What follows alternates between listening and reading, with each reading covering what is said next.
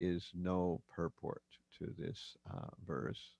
And so we'll read the next verse and the purport there.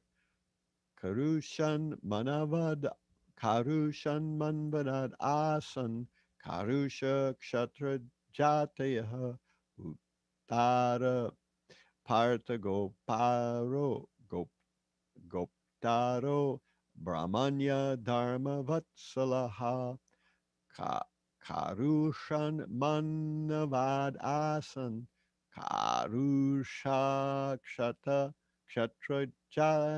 jataya Uttarapatagotaro Brahmanya Dharmavatsalaha. And this verse translates from Karusha, another son of Manu, came the Karusha dynasty, a family of Kshatriyas. The Karusha Kshatriyas were the kings of the northern direction. They were celebrated protectors of Brahminical culture and were all firmly religious. And now here we have verse 2.9.17.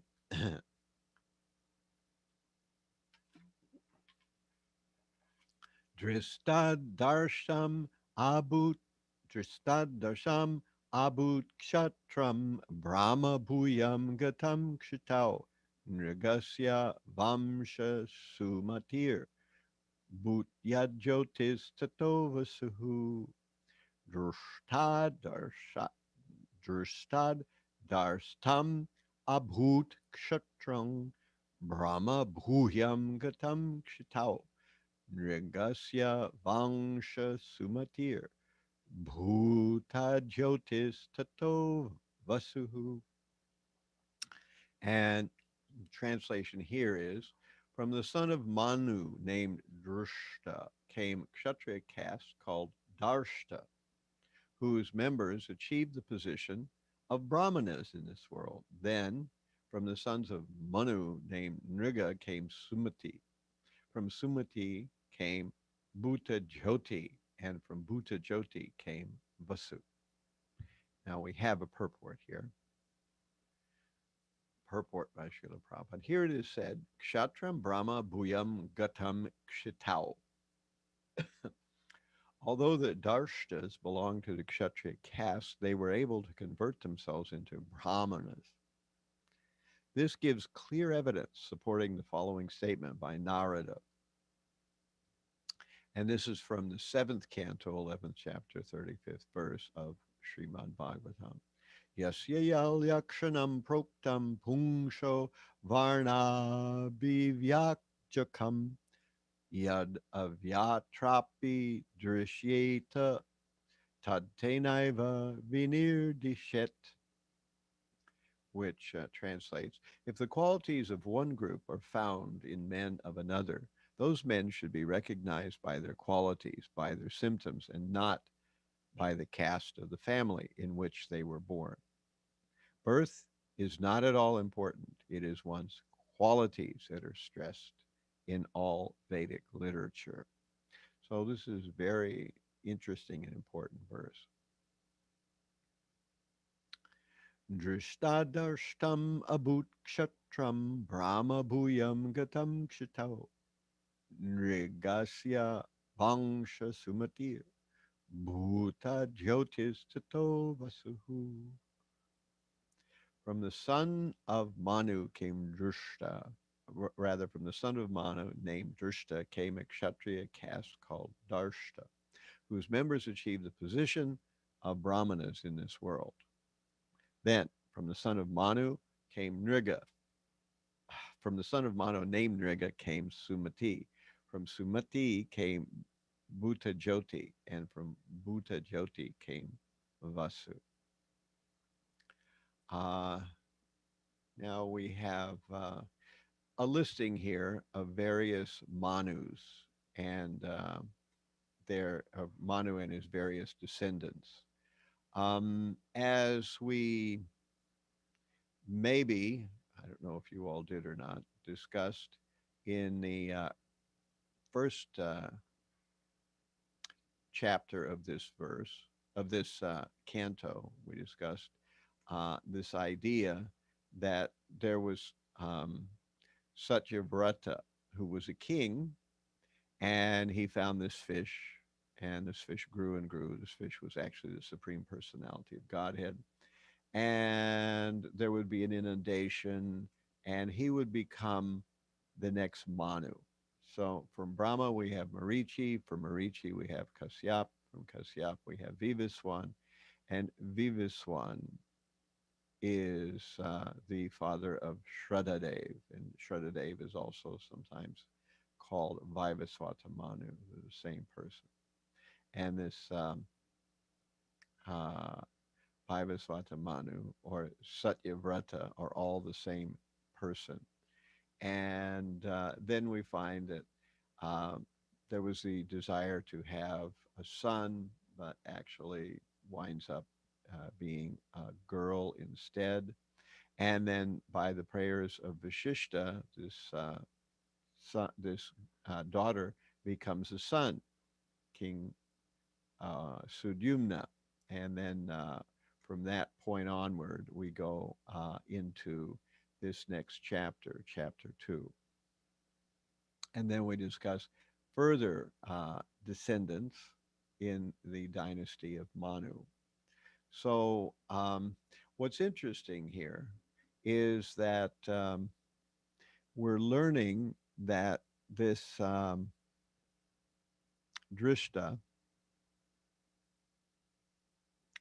uh, was the father of a class or a caste of Kshatriyas called Darshtas. But although they were Kshatriyas, they took up the role of Brahmanas, even though they were Kshatriyas by birth, by occupational ancestry. They took up the role of Brahmanas. So this shows that the Varnashram system is somewhat plastic. It's not rigid. And oftentimes, this is not really highlighted at all in, you know, common thinking. In India, as we all know, that one's particular class or caste is rigidly adhered to. That if someone is born a brahmana, then regardless of whether he has any qualification or no qualification, he's considered a brahmana. And similarly, if someone is born in a lower class, like a Vaishya or Sudra, then he will never be taken seriously by anybody, even if he might have wonderful qualities. But this is totally against the real system that Krishna set up. This is not the actual Varna and Ashram system. Now, why is that exactly? So, one thing we have that Varnashram Dharma is certainly set up by Krishna. There can be no doubt about that. Um, from the Varnashram system comes the Varnashram system comes from Krishna, and it's based on karma of the individual's past life. In Vedic times, various family lines tended to follow a particular occupation. We call this a caste system today. However, as these stories in the ninth canto, first and second chapter indicate, birth alone is not the final deciding factor. As we also find in Vedic literature, it is known that in Kali Yuga, things are mixed up. So in the Bhagavatam and in Bhagavad Gita, Krishna talks about this Varna ashram system, which is the system of four occupations, which are Brahmana or intellectual priest class, Kshatriya, the administrative warrior class, the Vaishya, the business and farming class, and then we have finally the Shudras, who are actually, in one sense, uh, not particularly gifted at any particular activity, so they simply help whatever is needed by one of the other three classes or castes. So This is created by Krishna. There's no doubt about it. And if it's properly instituted, then people will find progress in spiritual life easy. And even if they're not really interested in spiritual life so much, they will be gradually elevated by the society around them. And society around them will also not be chaotic and hellish. It'll be a very well ordered society so that those who want spiritual life can easily get it, and those who don't want spiritual life will not be a problem for those who do want spiritual life. Of course, in the modern day, we don't have this. The idea of four classifications of occupation exists whether or not people pay attention to it, whether or not it is scientifically implemented. In our present day, in Kali Yuga, the four uh, types of occupation certainly exist. We have people who are intellectuals and people who are priests or people who are philosophers or great thinkers. Then we have administrators. We have people who are, not only just administrators, but people who are warriors or policemen, these kind of people. We certainly have them in our modern society. We have people who are bankers and commercial people, industrialists, and farmers and agriculturists of various kinds. We certainly have them. And we also have people who really don't fit any of those three, but do some kind of miscellaneous activity. However, in our modern world, these groups are not nicely organized with one another. Instead, they compete with one another, they clash with one another, and they create problems for one another. And there is a constant class conflict between people of these various types. This is the problem. Now, we want to highlight the fact that Krishna creates this system, but at the same time, if someone works at developing the qualities and is impelled toward acting in a class or a type of occupation that was not their heritage by their birth, then there should be no reason they should be prevented from engaging in that occupation. And if someone particularly shows good qualifications for a particular occupation, then there should be no reason they should be barred because their family happens to come from a different occupational background. And this was the actual idea of Varna and Ashram. However, we see that this is not the way Varna and Ashram is implemented in India today. And even we find that people all over the world seem to get this wrong in some kind of way, thinking that birth is everything. Here's the actual verse from Bhagavad Gita 4:13. Chaturvarnyam mayam shrishtam guna karma vibhagashaha tasya kartaram api mam vidi akartaram avyayam. According to the three modes of material nature and the work associated with them, the four divisions of human society are created by me, and although I'm the creator of the system, you should know that I am yet the non doer, being unchangeable. So, Krishna in Bhagavad Gita, fourth chapter, he claims that he is indeed the creator of the Varnashram system. So, it's coming from him, therefore, it's important. However, we see that the words here are guna and karma. The word janma does not exist in this verse. We have guna means qualities and karma means work. According to work and qualifications or such. So uh, this is what actually decides one's occupation. And this is brought up. many, many times in many, many ways in different places in the Vedic literature. And these verses that we're talking about today again highlight this important fact that we have this group called the Darshtas who are actually born into a Kshatriya class, born into a Kshatriya family, coming from that kind of genetic uh, heritage. However, they rather uh, became brahmanas instead, which shows that Vedic literature did not stop them from becoming brahmanas, uh, that the Vedic society did not think, oh, these uppity people, they think they're better than what they really are. No, they were actually encouraged and they went on to become brahmanas. And we notice that the story right before in the, we back up here, we go from verses back, we have the story of this Prashadra who we find, you all just read about him, that he was a Kshatriya and he took a vow to protect cows.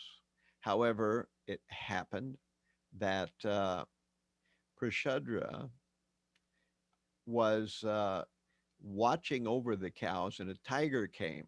So we hear that Prashadra, while he was watching over the cows, he saw a tiger and the tiger grabbed one of the cows and Prashadra tried to rescue the cows, particularly the one that was attacked by the tiger. And unfortunately, in the darkness and in the rain, he killed the cow and not the tiger. The tiger was also injured, but he killed the cow and not the tiger. And then in the morning, when he saw what had happened, he saw that actually it was the cow that was killed and not the tiger. And he became morose that this had been his mistake. However, um, his spiritual uh, guide, Vashishta, cursed him, saying that he would become a Shudra. And in the purports, we learn that this was a wrong attitude of Vashishta. And Vashishta should not have cursed his disciple Prashadra for having accidentally killed the cow because he was not at fault. He was trying to save the cow. However, it was a problem, you know. So the problem was that this problem with accidentally killing the cow instead of the tiger caused Prashadra to take birth as a Sudra. However, although he was taking birth as a Sudra, he was a very elevated person. And because he was an elevated person, he perfected his life. And then, as we hear, he goes back home, back to Godhead. So he's actually obviously an elevated person, really, even though from a background he appears to be a Shudra. So this shows that someone who is even in a Shudra family can perfect their lives and go back to Godhead. So we have these drishtas or darstras. They become brahmanas, and we have prashadara.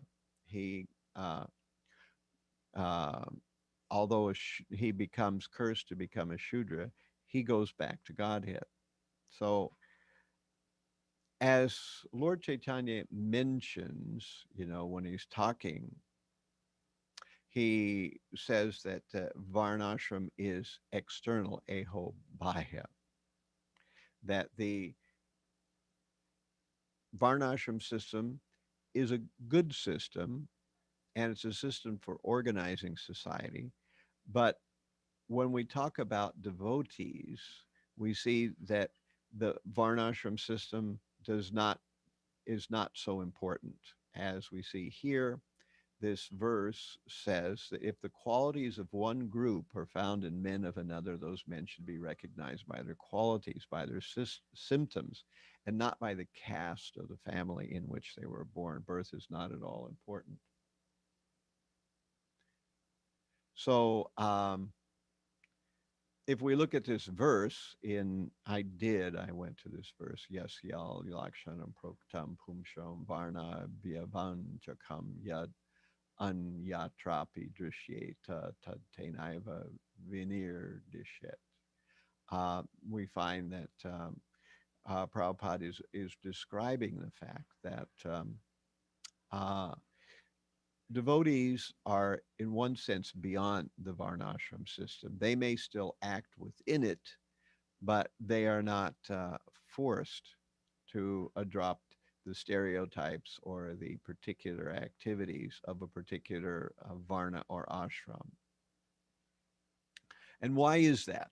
Uh, we were talking about this a little bit yesterday, but in general, we learn that the real fact is that we are not our bodies, we are spirit souls.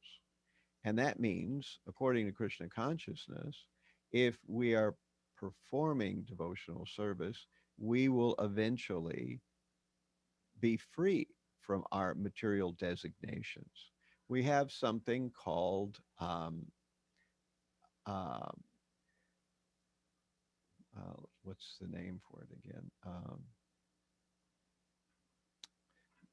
Upadis. Upadis are designations. So these upadis are the designations that the body confers on the soul. The soul is not the body, but the upadis, they give us these designations. So we can imagine that these designations will have an effect on us. But if we engage in devotional service, we will be lifted above these upadis, whether they happen to be that we come from a Shudra class or we come from a race of aboriginals, or we happen to be women or men or whatever. These are all just upadis, and they do not actually touch the soul. And that's the whole idea of Krishna consciousness is we can rise above. We are not our bodies, so the body's nature will have a pull on us and create detrimental tendencies. Bhakti guarantees that we can be lifted above whatever unfortunate past we may come from. And stories like Prashadra, Prahlad Maharaj, Vritrashura show that we can rise above some kind of unfortunate birth. And after all, the body is just a dress. Vashamshi Jirnani Yata Vihaya Navani Grananti Naropadani Tata Sharirani Vihaya Jirnani Anyani Samyati Navani Dehi. As a person puts on new garments, giving up old ones, the soul accepts new material bodies, giving up the old and useless ones. So we are not the body. We are not prisoners of our body. We may have a good body or a bad body. It doesn't matter. We may have a so-called higher birth or lower birth. And in Kali Yuga, the distance between a higher birth and a lower birth is flattened. And unfortunately, not flattened in the upward or even middle ground. It's flattened toward the bottom end of the spectrum. So that means that the difference between someone who has so-called high birth and someone who has a low birth is not very much. And in general, we hear kalo uh, what is it kalo sudra sambhava, that everyone is more or less a sudra in the age of Kali Yuga, regardless of what their family may imagine or whatever their genetic line might have had in some past. So any rate, this theme is there. We should never consider devotees to be their material background, especially if it's inglorious. That's considered an offense. That's one of the offenses uh, against the holy name. If we associate a particular devotee with some particular background, which according to their family they may come from, but the fact that they've engaged in devotional service, they have risen above it. All right. So this topic is quite wide, and it actually ties in from the last chapter, chapter one, where we hear about this King Sudunya starting off as a woman, becoming a man, and then going back to being a man and then a woman month by month. So this shows again that he was still acting as a king, even though every other month he was a woman. So these kind of things indicate that we are not the body. We are simply a spirit soul with a particular type of body. So uh, I'll leave some time for questions now. I'm sorry that there was just so much to go through here. So if anyone has a particular question or comment, I'll try to answer it. If Marge, if you could speak a little louder, it's really difficult to hear you through the class. Yeah. Yeah, if you Okay. could. Others were complaining about that. I'm trying to figure out where and why it is like that and Sure, how I if you can spoke a fix little louder.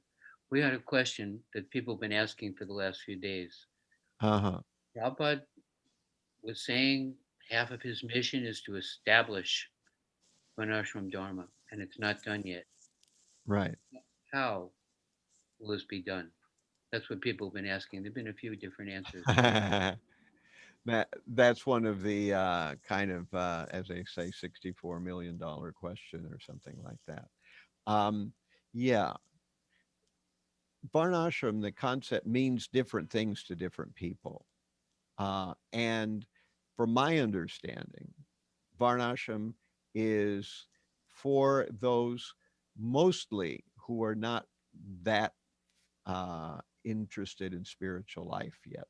You know, that's why. For devotees, we can live under a tree. We don't need all these different things. But actually, to establish Varnashram, we're doing it primarily, at least in my understanding, we're doing it primarily for the sake of the world. So, um, as I said in the very beginning, that if there is a smooth interaction between those who are Brahmanas, Vaishyas, Kshatriyas, and Sudras, then society will be more peaceful. And as a result of that, then those who engage in spiritual life will find it easier to engage in spiritual life. More people will take to spiritual life. And even those who are not particularly interested in spiritual life, they will gradually be elevated in spite of themselves. And all these are the benefits of Varnashram Dharma. So, um, Prabhupada wanted to have farm communities, and in those farm communities, people would be living a Varnashram style of life. And this would help people to make progress in a completely artificial environment. It's very hard for people to take to spiritual life. Of course, Prabhupada intended for Daivi Varnashram Dharma, which is a Varnashram Dharma based on devotional service.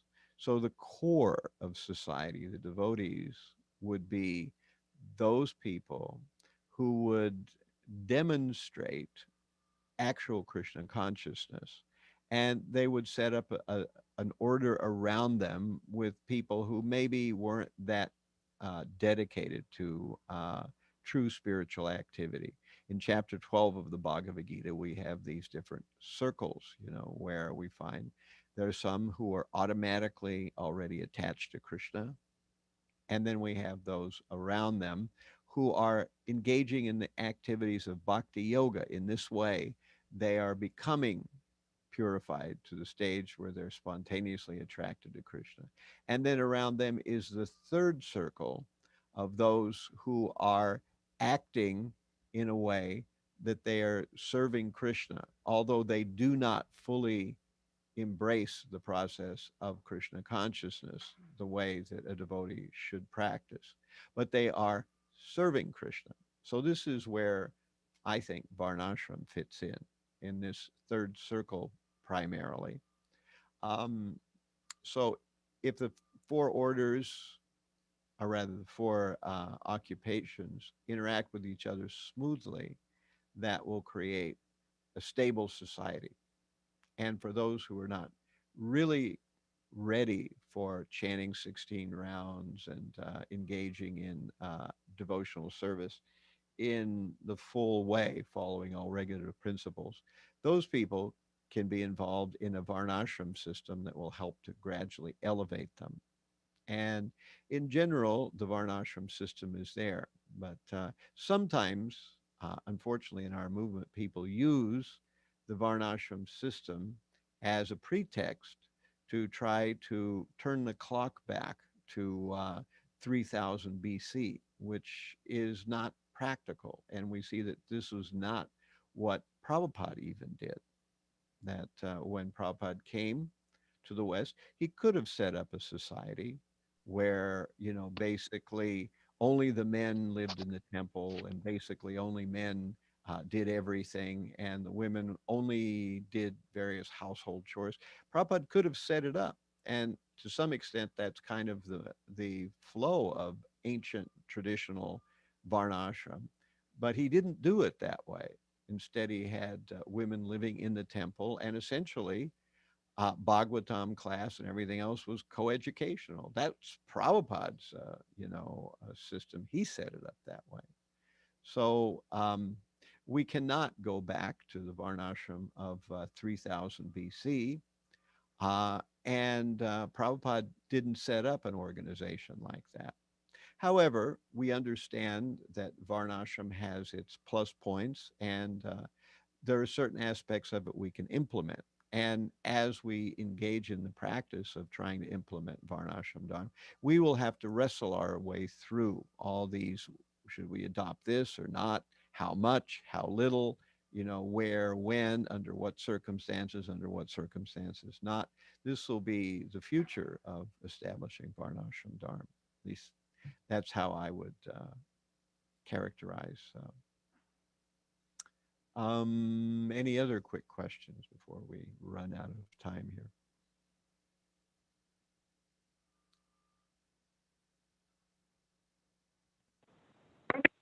Hare Krishna Maharaj. Yeah, I have a question about uh, the fact that, as devotees, or I don't know, even pure devotees, they have a material nature. And so my question is a little fuzzy, but I'm just trying to understand that, you know, just because you're a pure devotee doesn't mean that now your material nature doesn't matter. If you're born in a male body doesn't mean that it doesn't matter if you try to act like a female or not, just because you're not the body. So I'm just trying to reconcile this thing that, as if you realize that you are a soul, it's like material designations don't matter anymore. Yet they do, because you still have a material nature. So just trying to. Well, yes and no. That's your question is somewhat fuzzy, but in the few minutes I have left, or I'll just try to explain that soul has no connection with the external body. When we change bodies, when we die, we realize the soul and the body are two different things completely. Uh, yes, the body does have a tendency, and that's why different bodies have a certain karma associated with them. But to the extent and to the degree that one fully engages in Krishna consciousness, to that extent, one will be beyond the body. One will not have the issues associated with a particular body. And that's why we see that those who are pure devotees, they get kind of free reign to do whatever they want because essentially they are cooperating with Krishna completely. So, they can do whatever they want.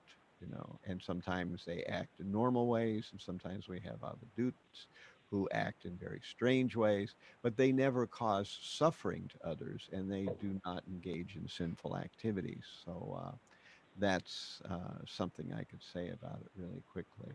But So, does that mean that a pure devotee, even if he was born, let's say, with a Shudra body, he can still behave on the Brahmana level? of course, that's the whole point, that we're not Mm-hmm. parts of our body. We were talking about this, 3 days ago when I was giving class in Africa. They were asking the question about black and white, and I said actually that we're not prisoners of our body. We are above the body, but it's not that we just get a color change. We have to actually purify ourselves. If indeed we do purify ourselves, then indeed we do rise above. Roma Harshan was born in a low class, but he acted as the presiding person over the assembly of the sages at Naimisharanya.